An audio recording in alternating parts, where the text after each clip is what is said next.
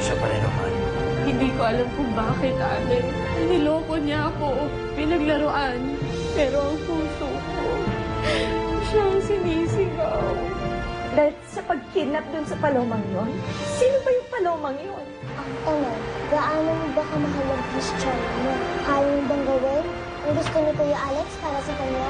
Payag na ako sa gusto mo. Kakalimutan ko na si Fernando Jose. At pag-aaralang mahalin ka. Para lang makalaya na siya. Pinag-aralan ko na lahat ng aspect ng kaso pero matibay talagang ebidensya. May bisita ka. Paloma?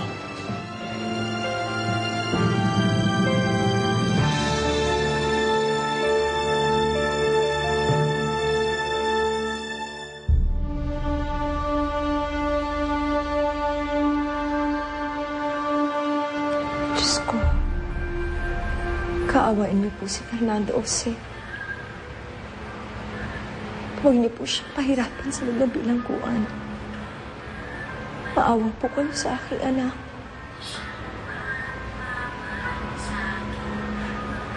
Lupita, kaninong musika yan? Ay, naku ma'am, pasensya na ho talaga kayo. Mukhang Hindi, huwag mong patayin. Gusto ko marinig. Parang kilala ko yung boses na yan. Parang narinig ko na siya. Gusto lang isang anghel na kumakanta. Naku ma'am, si Paloma ho yan. Ma'am, ito po siya oh. Ma'am, pag nakita niyo siya, magkamukha po sila ni Rosalinda. Para po silang kambal. Ito po. Siya nga? Opo.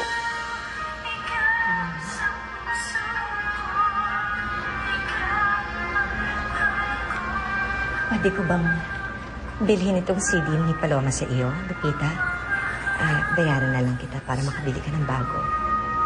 Maraming salamat. Napakaganda. Opo.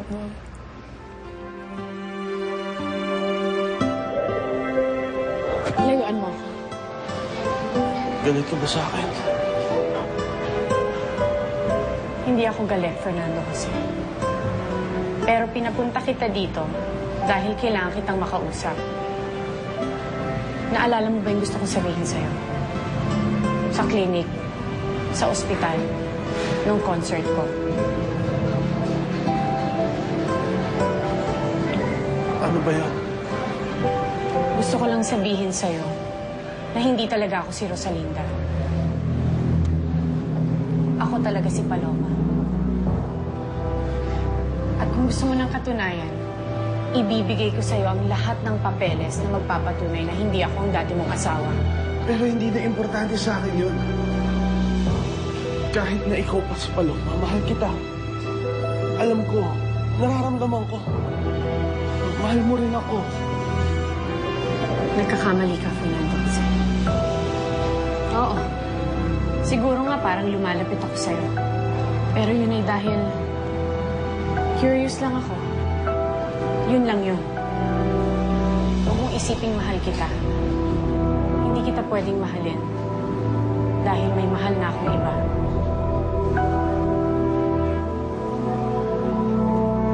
Si Alex. Siya ang mahal ko. Siya ang lalaki para sa akin. Kaya please lang, Fernando Jose. Kalimutan mo na ako. Marinig mo sinabi ng girlfriend mo. Sana respetuhin mo. Teka na.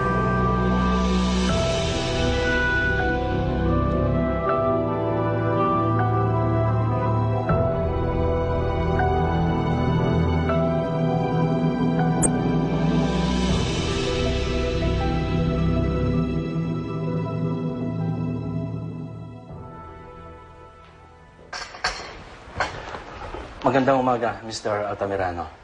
Good morning. Kasama ko ang nagre-represent ng kaso ni Paloma laban sa pamangkin mo si Fernando Jose. Yeah. I know who you are. Have a seat, please. Thank you.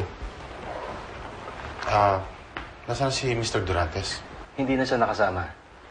Here's the desistance papers and the sworn affidavit ni Paloma. At nakalagay dyan na willingly siyang sumama kay Fernando Jose at hindi kinidnap. Why are you doing this? Because we're dropping the case. Laban kay Fernando Jose. Why drop it? Ayon sa aming kliyente, ayaw na niyang palakihin ng mga bagay na ito. Nakulong na ng ilang araw si Fernando Jose and he felt na enough punishment na yun para sa kanya. Oh, Beto. Aalis ka na naman? Mula nung dumating ka dito sa atin, hindi ka nang tigil sa bahay, ah. Eh, paano tayo? Hahanapin niya na naman yung shota niya. Sensya na tayo, ha? Hindi lang ako talaga ako matahimik, eh. Hindi ko nalalaman na nasa maayos lang si Abril. Hoy! Pakahipan ka na ng hangin dyan, ha? Pasensya ka na, ha? Sino naman ba ang iniisip mo? Let me guess.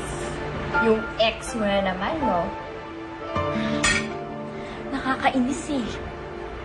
Hindi siya mawala sa isip ko, eh.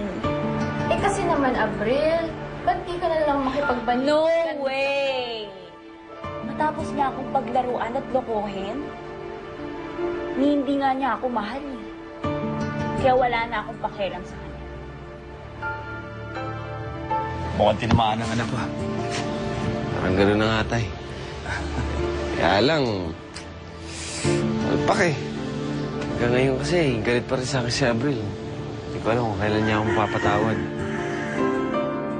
Alam mo, parang feel ko mag-party mamayang gabi. Kanig samahan mo ako.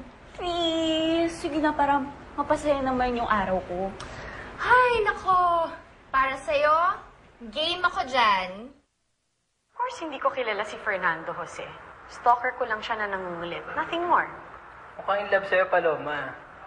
May pag-asa ba naman? Kwapo ba? Naku, wala po. Dahil may boyfriend na ako. Siguro nga dapat niyang ibaling ang atensyon niya sa asawa niya. Hindi naman kataka-taka na may love sa'yo ang ano. Dahil maganda ka. Mr. Altamirano, laya ka na.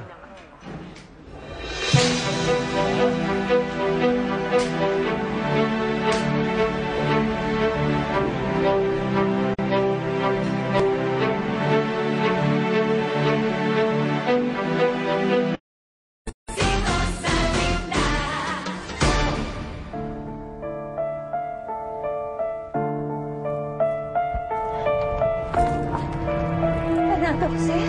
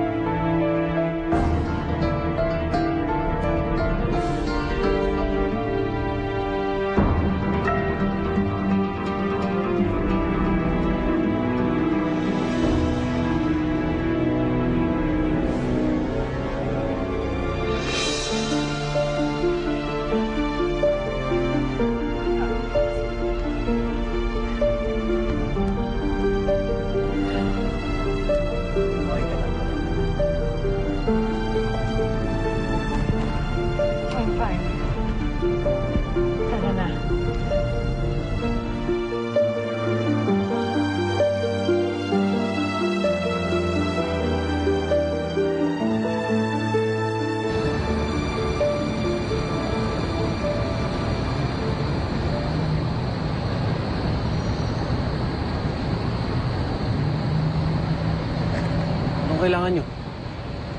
Pare, nabangan ka talaga namin eh. Diba, umalis na nga kayo? Hindi ko na makita yung pagmumukha nyo. Pare, huwag ka na magalit sa akin. Oo na, mali na kami.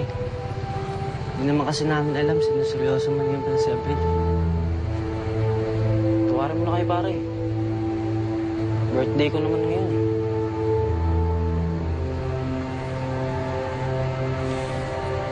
Sige na, sige na. Dami pang drama, eh. Salamat, ah. Thank you. Ano? Sana pare,